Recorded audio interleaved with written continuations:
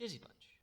Hello and welcome to the GM Bus Stop, where I summon people to keep me company while I wait for my bus. I'm Nick, your host for this series, and here with me today is the GM and player for the Story Hoard podcast, Grace and Margaret. Woo! Oh, Hello. Thank you so much to the both of you for taking the time to chat with me. This will be the first time in our series where we have more than one person being interviewed, and I'm really excited to see how it turns out. Happy to thank be you here. so much. Yeah, thank you so much for having us. Truly is my pleasure. So, let's get started, shall we? Hell yeah. All right. Grace. Hello. Hello. Grace, let me start by saying that it takes a shit ton of courage to not only start a campaign with little experience as a GM, but to also post it online as an episodic series. Kudos to you. Thank you. What drew you to make the Evergreen Kingdom, and has the trajectory of the story changed since its first conception? Oh boy. Yeah, so the Evergreen Kingdom campaign, came up after I think we had just rolled off of a long campaign that Margaret was DMing at the time.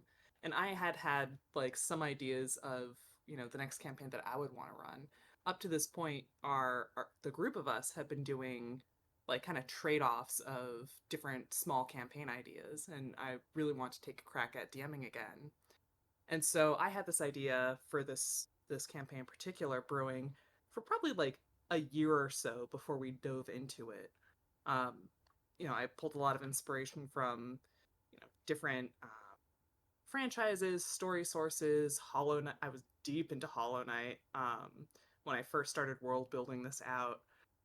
And that was like the very base skeleton of this, and then from there it really just kind of the world and the characters just unraveled and expanded, kind of beyond my control after a while. As any like story writer creator is probably familiar with, you start with one idea and then you just follow that until it just goes where it decides to go. um, which is to say that the story for the Evergreen Kingdom campaign has definitely it's hit a lot of the major beats that I've had in my head for it. But man, like with uh, Margaret, Maddie, and Kev and their amazing dedication to their characters and their stories, they've really taken it places I never would have seen it going. And I've had like it's been a huge learning experience for me learning how to DM on something of this scale, but it's been an absolute like joy for me, like going along for that ride. Beautiful. I was nodding as like hearing everything you were saying, but I realized that no one can see me, which is which is very affirming. But yeah, that's great to hear. It's really cool to like listen to you guys, because I will admit I'm on episode 9 right now, but I'm seeing the evolution of like you guys as storytellers, but also as like understanding the mechanics more and more, which is really cool. Yeah, mechanics for sure. I mean, up to this campaign, it was a lot of vibes based gameplay for our sessions. We did not really have character sheets No, before doing this game. No, not at all, or any sort of like hard and fast like rules or mechanics. It was a lot of, all right, let's roll a d20, and if it rolls high enough, you can do what you want, and if it doesn't, we'll find some sort of consequence for it. Um, yeah, definitely taking the time to learn and study like the mechanics of 5e and how that interplays with the story and the characters and the world building. It's added this whole extra dimension to this campaign that, again, like in the early process, I'm like, we'll see how mechanical it gets, but they've really added like such a great layer of like, okay, when rolls go really wrong, here's what happens, or oh, your character can do this, let's see how that then like really flips the script on a scene or something. Yeah, that's great.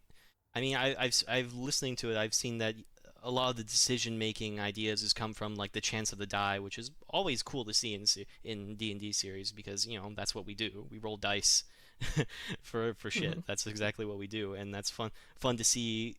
You guys always try to incorporate that whenever there's like a decision of like, oh, what are we supposed to do here? Like, hey, roll a dice, see what happens. But yeah, by the time of this recording, I think you guys are like 27 episodes in now. Do you guys ever like Oh. do you, do you guys ever like look back at old episodes and consider like how far you guys grown since then? Oh yeah. Mhm. I keep all I have a notebook of all of my notes since I started drafting this campaign. Hmm. And very occasionally I'll go back to like the sections where I'm like writing out like story ideas or concepts, or like I'll beat out kind of what I need each like next session to kind of hit on. And I'm like, all right, so we'll get through this, and then we'll set up for like this next big story moment that I want us to get to. And then inevitably something will have happened between that planning session and the next episode that I'm like, oh, I had no idea that Mamori was gonna like pull this stunt, and that fully changed the trajectory of like the next 5 episodes. You get those player characters in there, and they just really mess up all your plans, huh? You have this big beautiful outline, and I'm like, man, this is gonna be awesome. I can't wait to get to this like this third beat in my outline. And boy, that beat hits real different after about 5 sessions down the road. Like, all right, we can finally get to this, but man, everything else had to happen first. Yeah, I feel your pain. Trust me, Mhm. I get it. But you know what, like for getting so excited about it, seeing how the players take what you're lining up and then run with it and then do something sideways. And like we're super lucky, we're all very close friends, so I can kind of anticipate certain reactions to things, or I can kind of know like, all right, these guys are gonna hate this character, which is great because I can kind of nudge them to behave in a certain way.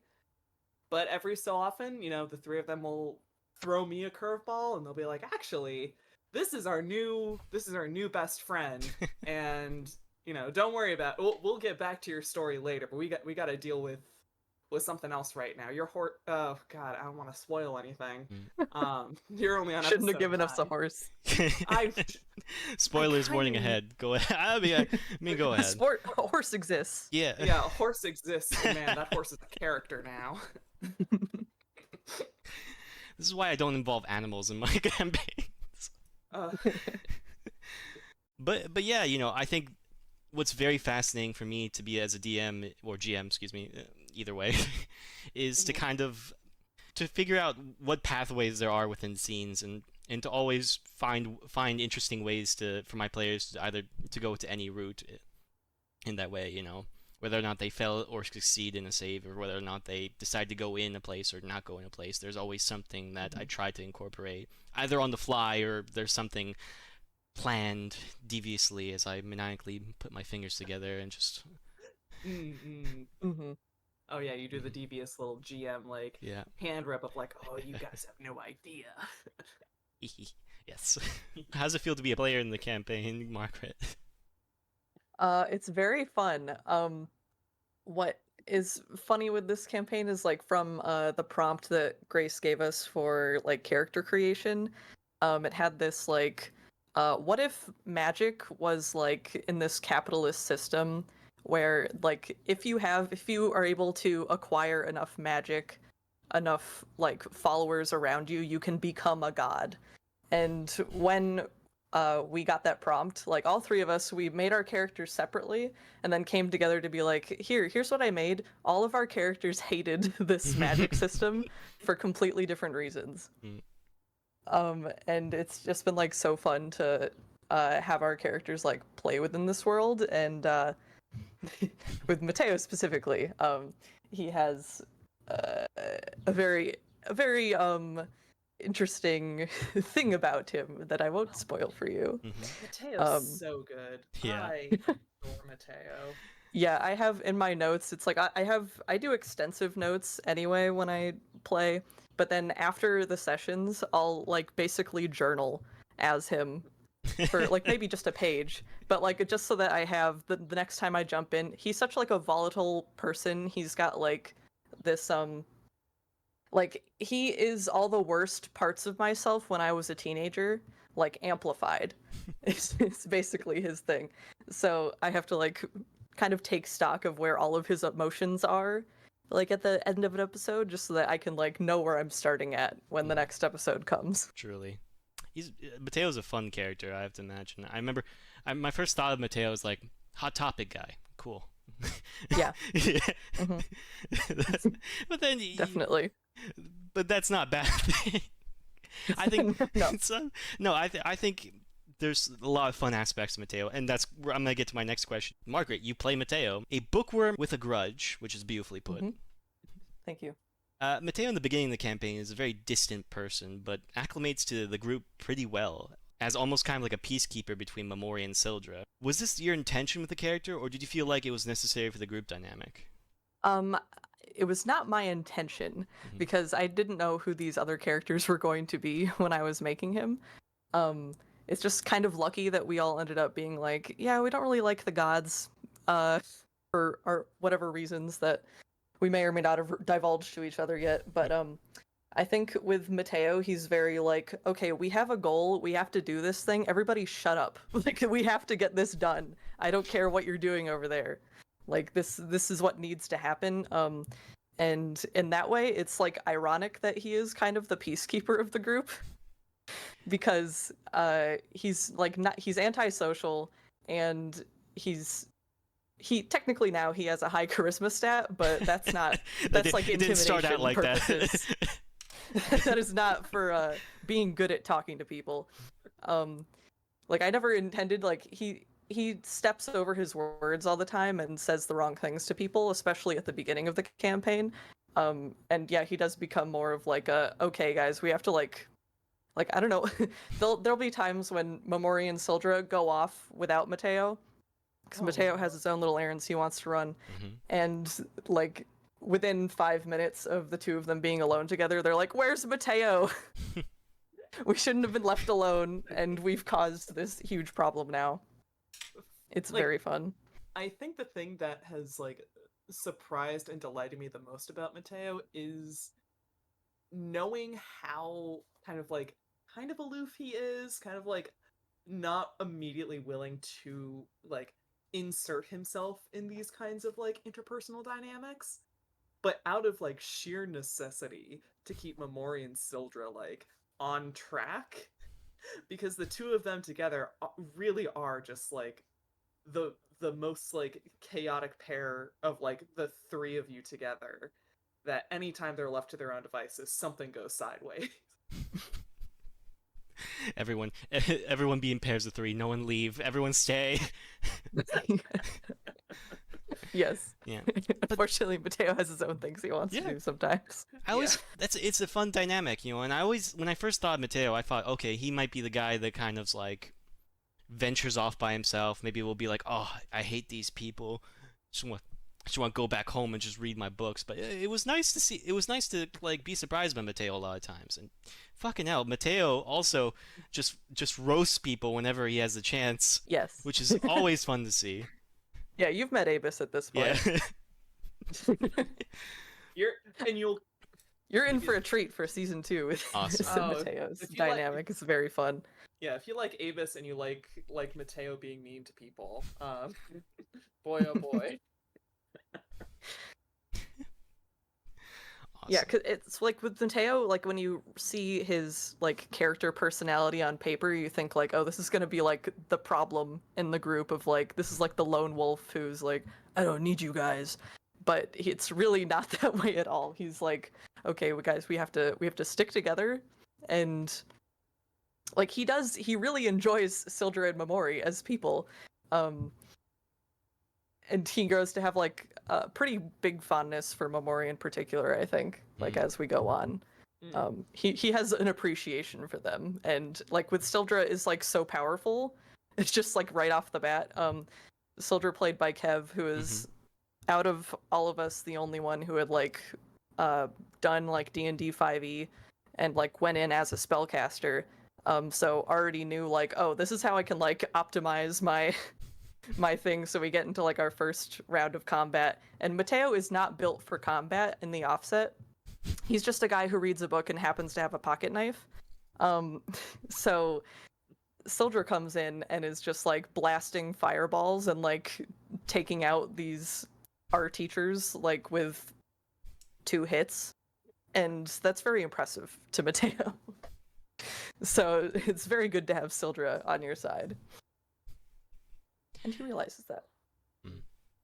Yeah, I love the dynamic between all you guys, really. I think Momori's a really fun character. In a sense, always trying to prove themselves, but always find funny ways to try to go through situations. Like the grappling hook always got to me. Like, I'm gonna try use the grappling hook. You've never used this before. I'll try it anyway. Yeah, she's very impulsive, Yeah. but like her constitution's high enough that she can support that. Yeah, Mateo absolutely. tried that, he'd be knocked out immediately. We are built for our characters, let's just say. Yeah, and then there's Sildra, who has this very much Tom Sawyer energy. Yep. Yeah, but I love it. Sildra is, No, go ahead. I mean, Sildra's been such like the dark horse for me. I mean, I'm the DM. I get all like kind of like the behind the scenes, like lore on all of these characters. I know where they're all coming from. Sildra, I think, took the longest for me to like figure out. Okay, how are your backstory, like these nuggets of really good character building, how am I going to be able to factor this into the story? Because I feel like between the 3 of them, Sildra is the one least likely to like lean in to like a plot setup. I think Momori is always willing to jump in head first. Mateo's got that kind of natural curiosity about him, but Sildra is a little bit more like wait and see. And what Sildra has like turned into over the course of the story has been one of like seeing what Kev has done with them, and also like just a little personal point of pride of me finally being able to figure out, oh, here's how all of this wraps back into this larger picture. Oh boy, it's some tasty stuff. There's nothing more satisfying than being like, oh, that text Kevin sent me like 2 years ago with that one line of information. I'm like, that ties back in now, and oh, this is gonna hurt. I feel like ironically, like without spoiling anything, Sildra has become like very integral to like the main plot that's happening. In a way that's like you cannot take Sildra out of this story. No. But I think you can say it for every character, which is very fun. Well, it's very good Absolutely. story writing that you're able to say that for each character.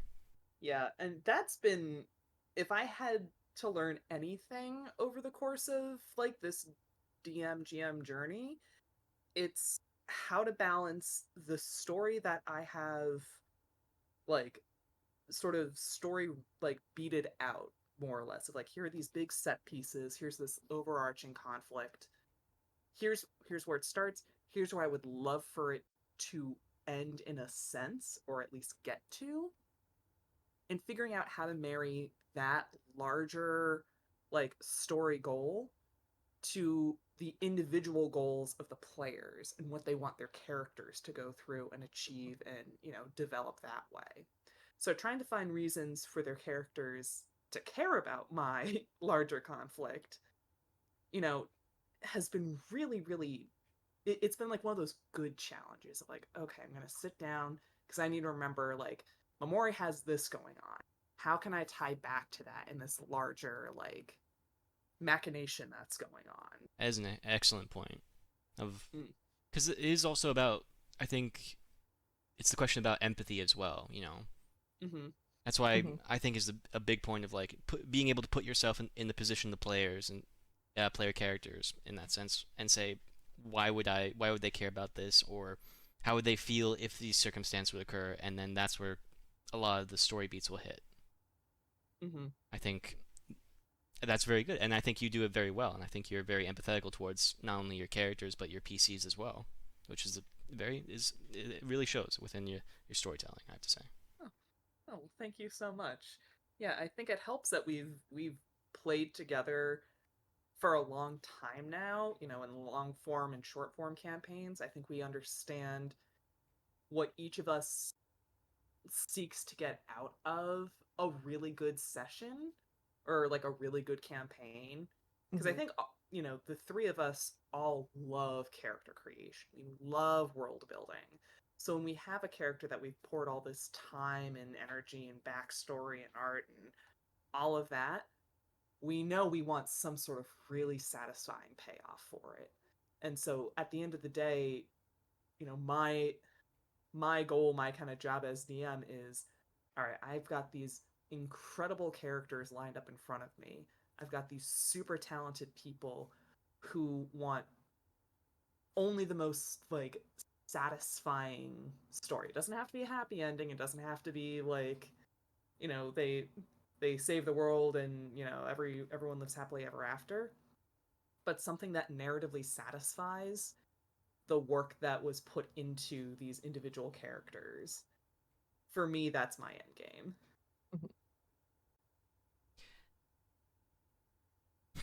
All right. Hard to transition from that. That was very nicely well put. I don't know how to Oh, gee. You're good. You're good. Yeah. I'm not very much dumbfounded very often, but but yeah. Next question. This is a bit of a lighthearted question. It's a bit spicy as well. What is your opinion on romance within campaigns? What do you think, Grace? Why do you think there's some romance in this campaign? Something going on? Picking up on some vibes? Listen, I don't have to listen to this very often. I just gotta look at some of the artwork and I can tell. Yeah. Margaret, your behind the scenes posting is loaded up with so many just like, oh, will they, won't they? And then you see, Margaret's Twitter and it's like, I think they might. Who's to say? It's been very difficult to push these two characters together. They've been going through a lot. They have so much baggage. Relationships don't start with a day. They take time to nurture. Yes. It's true. Oh, yes. God, it's true.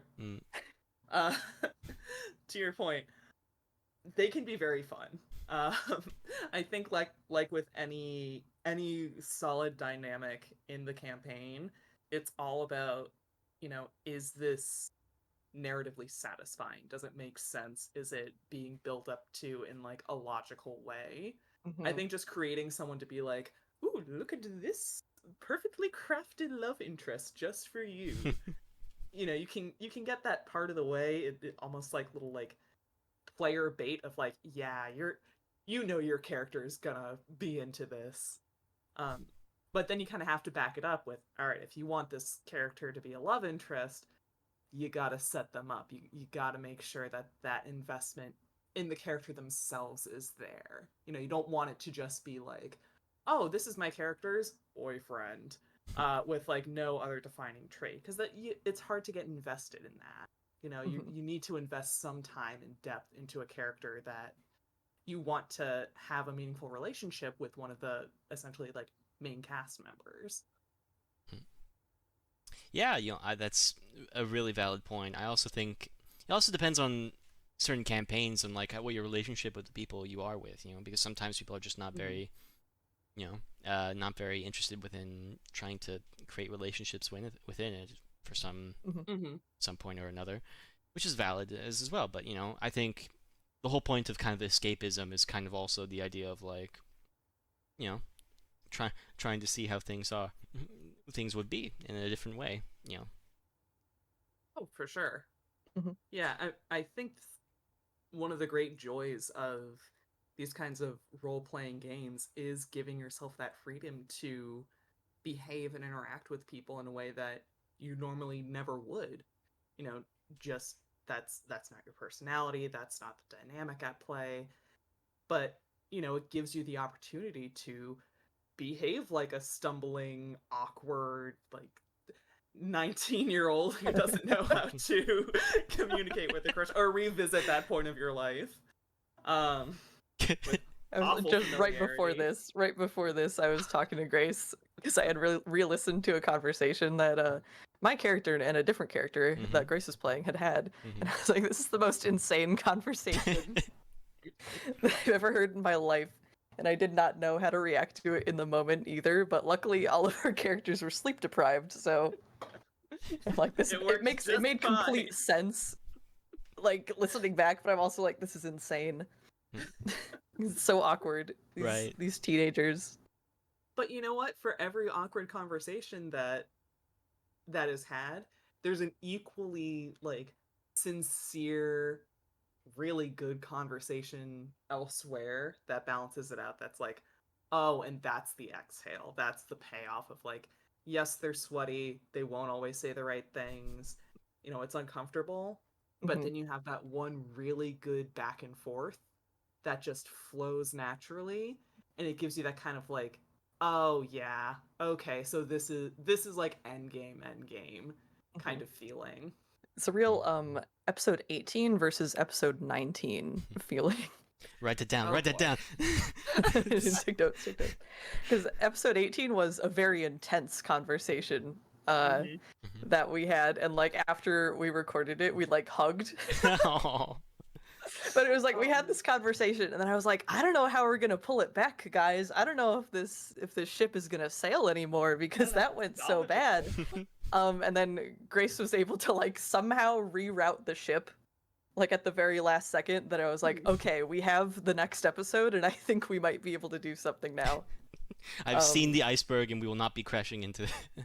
I- or if we crash, it's like a little graze, you know? It's a bump in the road. It's not like I'm never talking to this person again. Yeah, yeah. There are some things where, as a GM, you kind of have to be like, sometimes you let the chips fall. You let it be like, oh, that was an ugly conversation. Sorry. And then sometimes you have to be like, yeah, but you can't let it end like that. Mm. For the sake of the story and for the sake of everyone else, like needing to sleep at night. Right.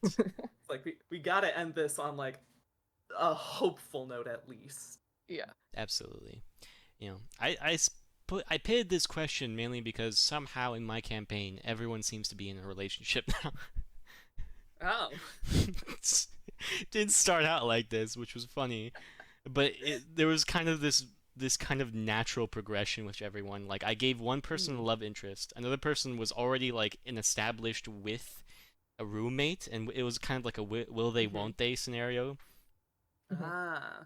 And then the other person recently just changed characters, and they've now decided to have like a character with an ex-wife and a child. I'm like, oh shit, okay. So it's Oh. like, okay, yeah, well, okay. This got fast. Mm-hmm. Yeah, and it's I can only imagine how fun that is to just like you have all these other side characters, and then with that, because I feel like having a romantic character involvement adds that extra layer of like, oh, there are all these new fun sharp sticks that I have that I can Jab that I at can people. mess around Yeah. with. Yeah, but you know, the funny dynamic with our campaign is that we've kind of have two phases where my characters are either on a job, or when they're not on a job, they're leading their own lives, and they don't really have much interactions between each other between those like off periods. So in those off periods, they kind of like have their own moments to shine where they can like encounter different NPCs, or like for example, one person works at like a community center and helps out kids, or another person is someone who works as under a landlord. Was that referred to? Someone who fixes everything in in a building. Like a handyman? Yes, someone who works as a handyman in a building, and another person who tries to, well, before they tried to save cats and bring them back to the cat shelter because they love cats. So there's this campaign is kind of like built on the idea of like, oh yeah, a lot of NPC interactions will occur. So it was Mm-hmm. somewhat natural that this would happen because of it. But yeah. Yeah, and I do love those moments where you can take that step back and be like, all right, your characters were like, they are their own people before the story hits. They've got their whole life going on before the big plot device happens. And that still sort of exists, like in some capacity. Hmm. And getting that breather to go back and be like, all right, you're not in the middle of a fight, you're not dealing with like super intense story stakes right now. Go run some errands, go see go see your mom, go talk to your neighbors, and just let that character space breathe for a little bit, because that adds so much flavor too, of just like, how's your character interact at the market, I with a love random talking to shopkeeper. Mateo's mom. Mateo's mom. Mateo's. Oh my god. You want to talk about the joy of making NPCs, because I feel like each of you guys came to the table with at least like one like backstory NPC that you're like, all right, you already you're interacting with these townspeople that you essentially made up for your character. So Mateo's mom, for instance, is a major character in Mateo's life. And knowing some backstory, it's like, all right, she's this type of person. And then being able to take that that little like tomato plant starter of a character and then sit in that space and then grow that tomato starter into, oh, now I know things about Armani that Margaret doesn't necessarily know, and I'm using that to play this character in a certain way. Oh, that's a lot of fun. Yes, because there were definitely some blanks that I had when I'm like, here's this character, here's the vibe, but Mateo does not know a bunch about her because she's as secretive as he is. So it is interesting to be like, what? Here's my little gift to you. Here's my character I made. Have fun. It's yours now. That's always very interesting. Like my players, they have an idea and then they say just run with the idea. Like I had a player who was saying I want to be a cleric, and I said okay, cool. Who's your god? And it's like I don't know. You can decide. And I was like, oh, fair enough. All right, that should be interesting. But yeah, going back to your point, Grace, I think, which is a very kudos point for you, is that I think it's a really good idea to have your characters have breathing room in the beginning as introduction. I'm not a huge fan of when you just pit all these people into one room and then you're like, here, introduce your characters. Whereas rather just putting them in their natural setting, so that way we can get like the full view of who your character is and how they interact with the world, and then have them joined together. I mean, you had like, I think it was third episode where everyone started coming together. Oh god. Yeah. The first three episodes were all one recording Wow. that we split up. A very long recording. We got to the end of that first session, and I'm like, oh no, it's been 3.5 hours. We were all just so excited to start that we like did not notice. Nope. Time flies when you're having fun. It really does. But honestly, like, and for what it's worth, I haven't played a whole lot of kind of traditional start your campaign in a tavern and, you're all meeting for the same job or whatever, type kind of like character introductions. But man, that to me feels like a lot of trying to balance how much you want to get off, like, introduced right off the bat. Because I know the temptation is there of like, here's my character, I love them so much, here's everything about them. But realistically, it's like, no, we gotta work our way up to this. So having that time to just subtly be like, all right, here's their personality, here's a little bit of their day-to-day, just enough to give you an idea of who this person is, and then put them in a situation, put them in a box, and then shake that box real hard to see how they respond. To me, that feels more natural than, all right, welcome to the table. We're in media res. My name is... You've all known each other for 5 years. Yeah. Improv that you're all best friends right now. Mikey, you son of a bitch. I haven't seen you since you took my arm. But yeah, my mentality of this initially started because I was watching like how Brendan Lee Mulligan kind of does his campaigns, where if you pay attention, a lot of them don't really start with everyone just in one room. Like Fantasy High, for example, everyone starts at their home, so you get to know their home life, and then Starstruck Odyssey is when everyone's in the same ship, but then they have flashbacks of their like life, so that way you get to understand like what brought them to this point. So there's always fun and creative ways that you can do it, but I always feel like having to just throw people into a situation, unless it's kind of like a one shot where you have to get the story moving to tell in one story space, then yeah, I understand that. But yeah, that's just food for thought. Oh, for sure. Yeah. Speaking of food for thought, One question we ask every interview without fail is that, as you can see by my side, there is a magical vending machine which can summon any snack at your disposal. What is your go-to snack or beverage whenever playing D&D? Ooh, I know my beverage. Um, and I do get grief for this, but I contend that it's the best thing for my voice, which is just a cup of hot water. Just Is hot my water. favorite. Just straight hot water in a mug, No tea. microwave for like a minute. Okay. No I coffee, don't no need. additive.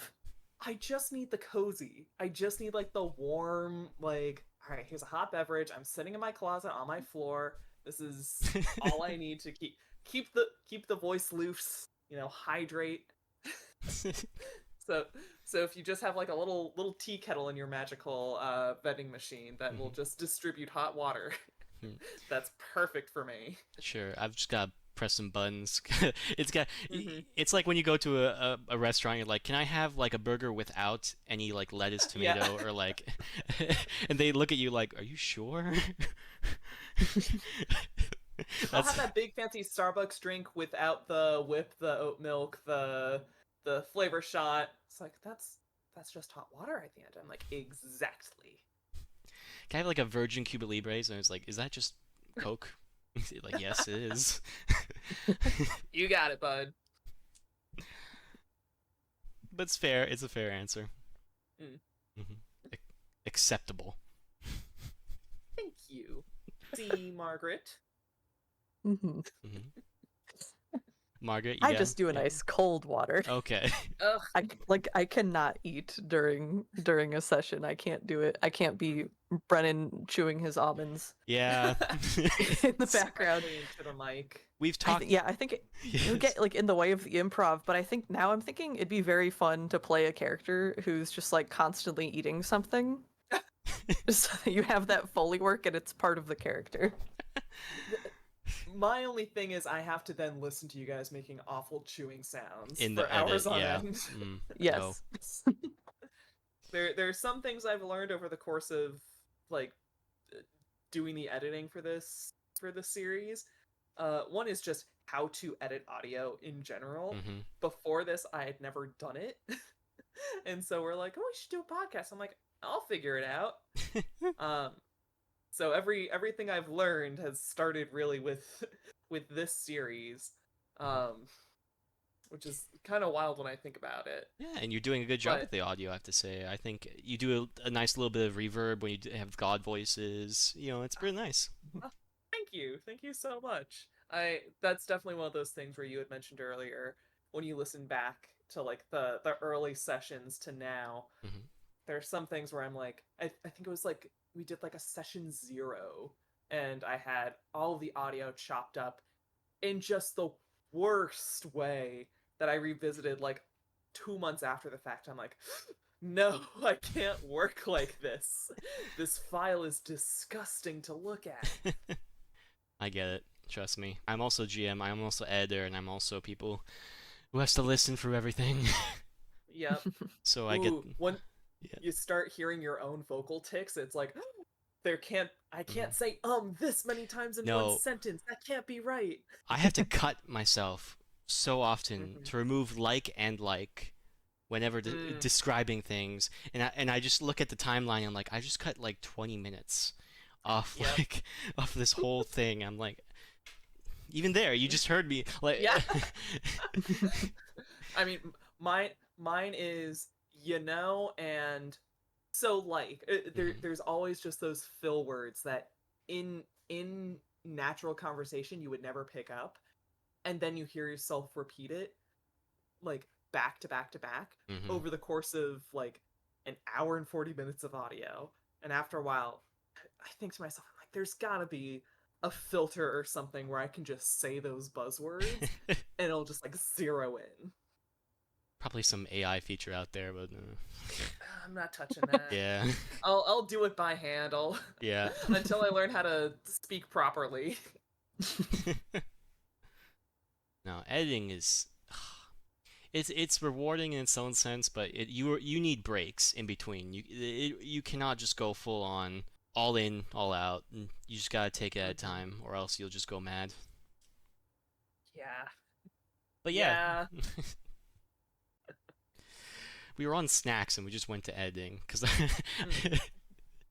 okay, I know. But yeah, so we have hot water and we have cold water. That is excellent choices. Two Mm. different taps. Mhm. Keep it easy for you. Understood. I should just get one of those like water jugs because they usually Oh, have a those water like bubbler. yeah, the two buttons. yeah, Hmm. very useful.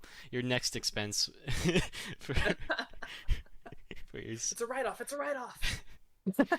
we could get our VAT from that. Come on, let's go. But yeah, I usually have to give different answers all the time when when I have to say what our snacks are because if I just say the same thing over and over again, I feel very repetitive. Mm. But before I had mentioned that I tend to eat like dehydrated apples because they're Ooh. very nice, sweetly nice and crunchy, which is nice. I now putting cinnamon on them, which has become very nice. Mm. Hmm. Elevated. A little bit seasoned. Hmm. It's Mm. needed a little bit of that Mhm. spice. A little apple pie vibe. Yeah. Tasty. What else? Been making some caramel latte recently because it's just been so damn hot, and I need something to cool me down. Mm. Some iced caramel latte. Yeah. Oh man, I need to get back. I got like a boba making kit for my birthday this year. It's been sitting on top of my fridge for the last couple of months now. I think I used it like 2 or 3 times. It very much like a kid's birthday party type prop situation. It was nothing Mm. fancy. But I'm always like, oh, this takes so much milk to make. And then I have it. I'm like, actually, this is a cute little beverage and a cute novelty cup, and it comes with like rainbow unicorn sprinkles. Just, I need to bust it out again on like a weekend where I'm like, yeah, it's time for a cute little treat. Yeah. It's not even for the drink; it's for the vibe, isn't Oh, it? 100%. It's all Like, I'm vibes. not even thirsty right now. I just need a unicorn beverage in front of me. I could just get by with just hot water. I don't need anything else. I only do things for. When Grace has been a good girl, she gets unicorn drink. When I've earned it. Until then, hot water. Once, once I finish episode 28, I will treat myself to unicorn boba. Uh-huh. Nice. It's happening, I swear. I usually treat myself to an ice cream because my office is right next to a very nice ice cream place. So Ooh. Nice. yeah, me and my dad, me and my dad work in the same office, so we just Oh, cool. yeah, when he's done with his stuff and I'm done with my stuff, we kind of just head down. So it's a nice little thing we do. But yeah, health fact because I also like to give those. If you guys eat ginger more often than not, that's amazing for your digestive system. Helps with acidity and also helps with I said digestion. Yes, it also helps with your blood vessels as well. You know, so get more circulation with that. A little health fact. If you go to Trader Joe's, you'll have these ginger The dry ginger chews. yeah the dried ginger with a bit of sugar on top, which is makes it easier to eat ginger. We've got like a thing. You don't just shred it up? No, I don't. Just have straight ginger. No, I'm not a ginger. Just chew off the source. No, Yeah, gnaw on it. I see it more as like a medicine thing, ginger, because I'm not much of a taste. Mm. The taste of it isn't that great for me. I do it for the health.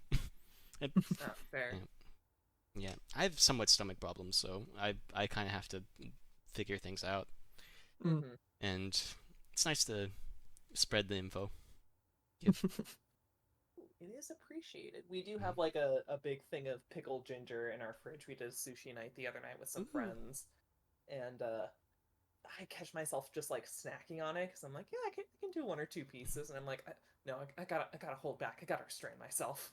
Why are you restraining yourself? We're not gonna do sushi again anytime soon. Please eat it. Fine, I'll finish that. We Eat gotta that figure in out- the row. Is the row still in there? The roe is in there, and I'm not touching that. Eat the roe. No. Do it. Make a little wrap with the ginger. Ginger and fish roe and nothing Ew. else. Yeah. It's a breakfast of champions. Make it to a beverage if anything else if you really want to. No. Worse. What? Ginger Bad is like boba. Too small. ginger is the most common thing to use as a beverage more than anything else. No, it's with the fish eggs that I think Okay. was getting me. I feel like silted. They're too small to drink. All right.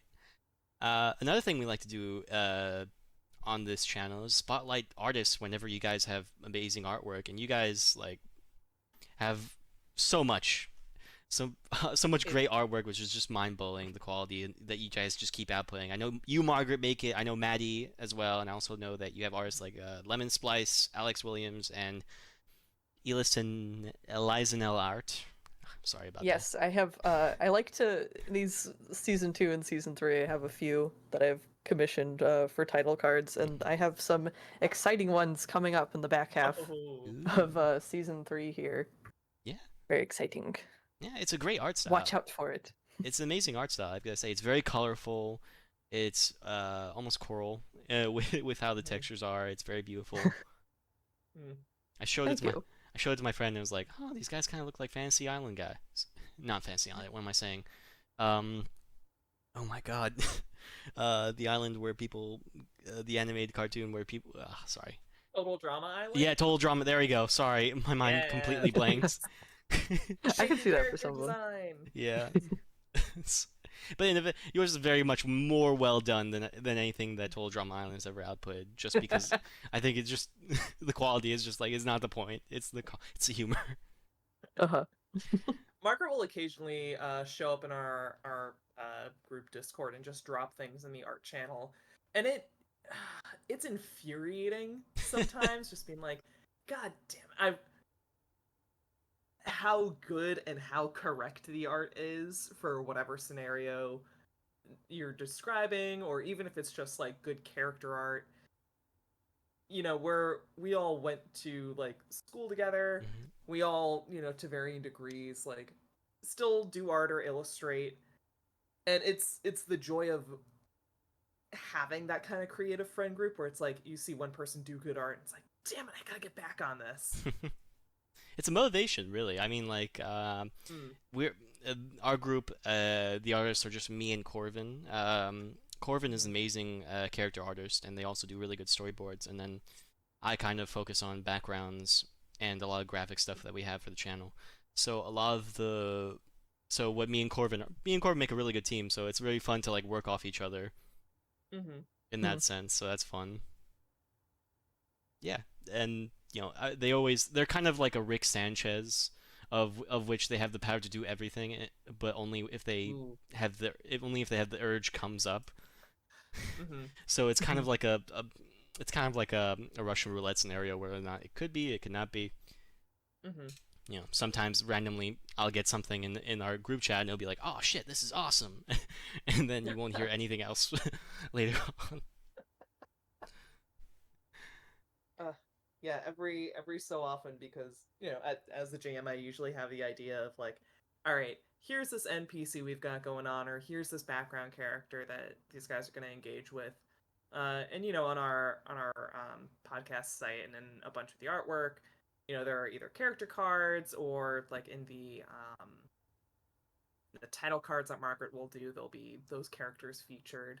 And every so often I'll get the little tap on my shoulder of like, hey, what does this person look like? And I'm like, I know what they look like. And it's like, great, draw it. And I'm like, okay, give me a sec, and don't use my art for this. Margaret has dressed up a number of my NPCs in a way that just makes my heart sing. I'm like, oh, yes, that's it. Yeah. All right, motorcycle. I heard it. I was like, oh no, that ruined the moment. That's just what happens when you're waiting for the bus. Sometimes cars go by. Yeah, you know what?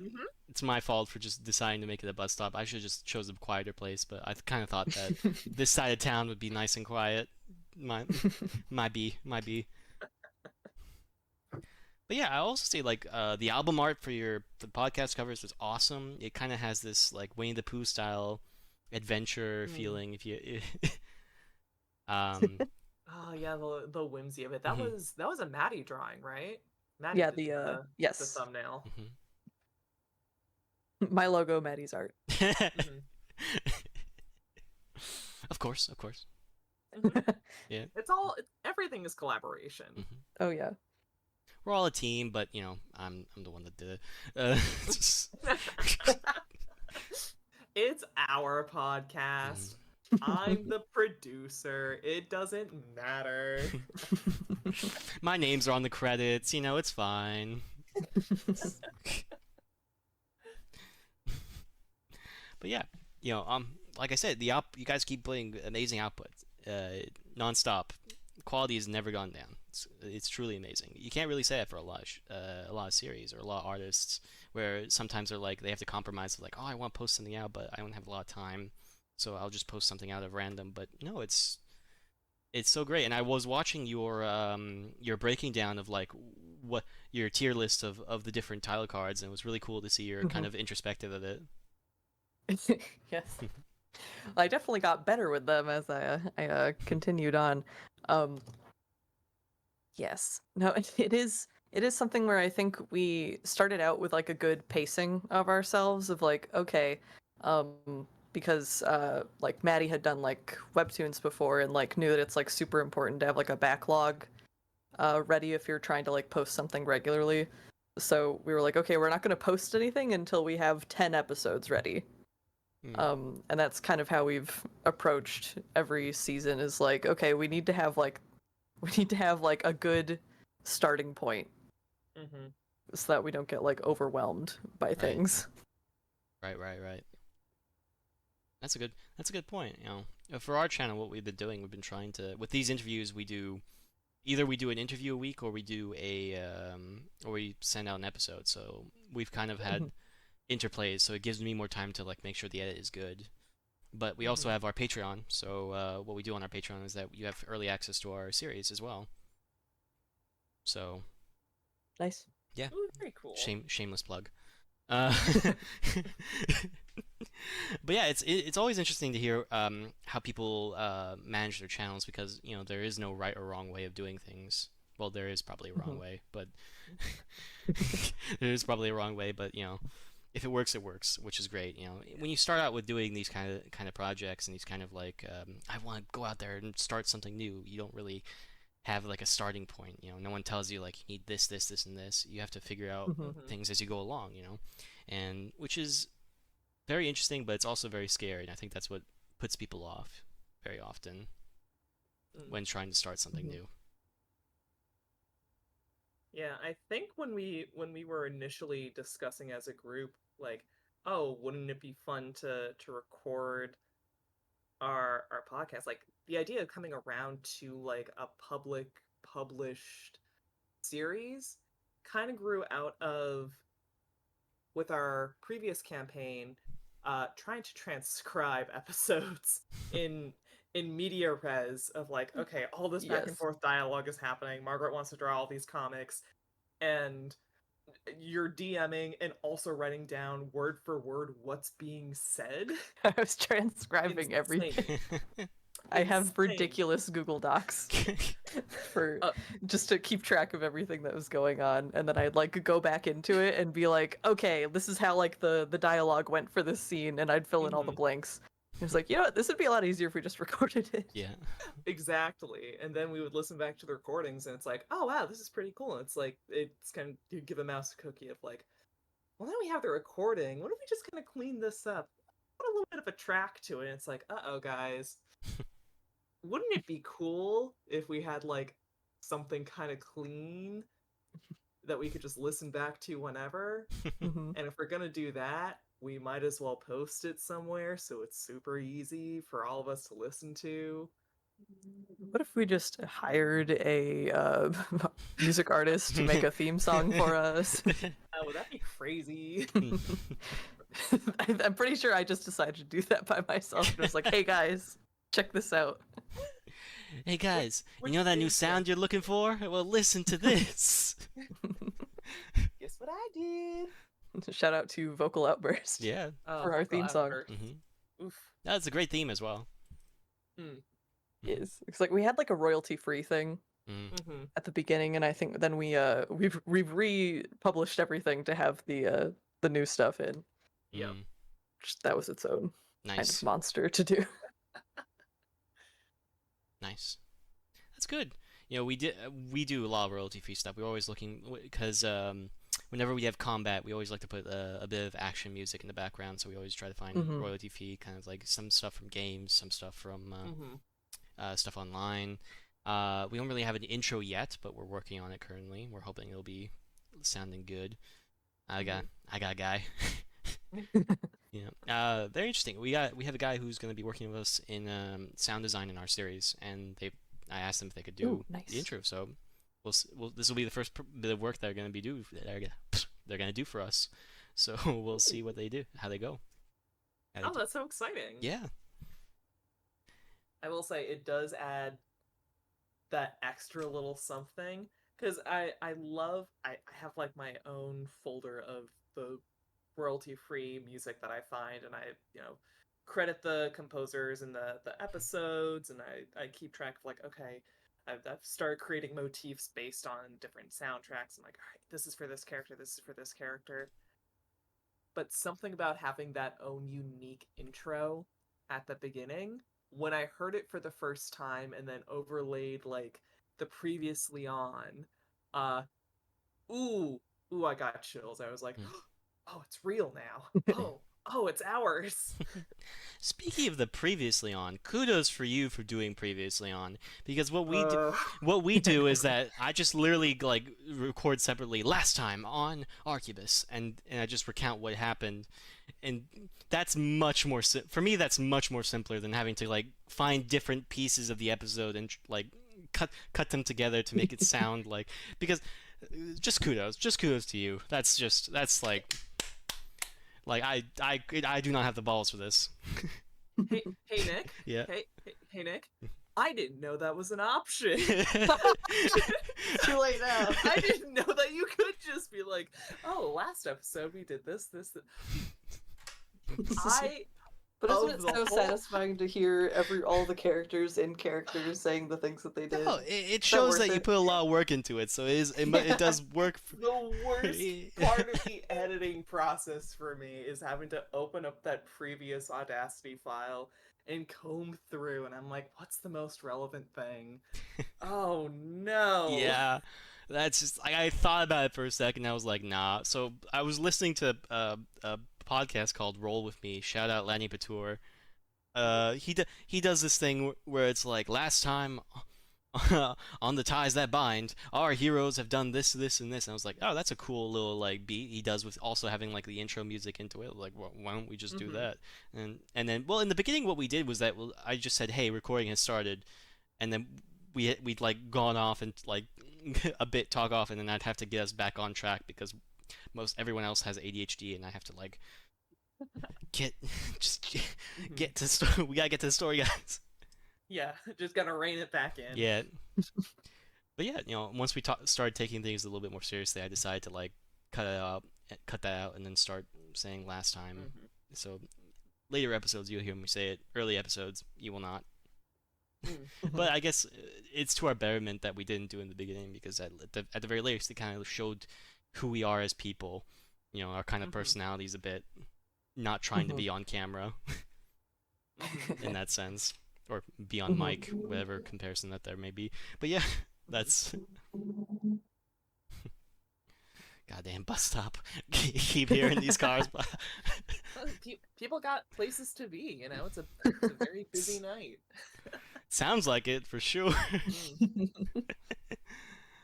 But yeah, well, we are nearing the end as I see my bus on the horizon. I'd like to take this time to thank you guys both for coming down here and talking with me.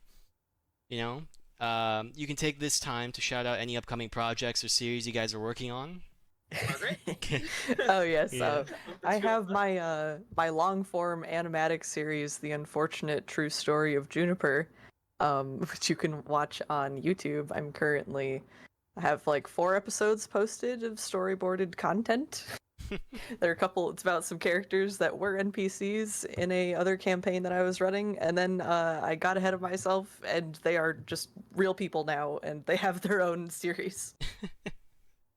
So you could watch that on my YouTube channel, Night Margie. Nice. I'll link everything into the description, but there will also be visual cues within it, so I'll make sure everything we've talked about, like artists and everything else, will be shown in the video.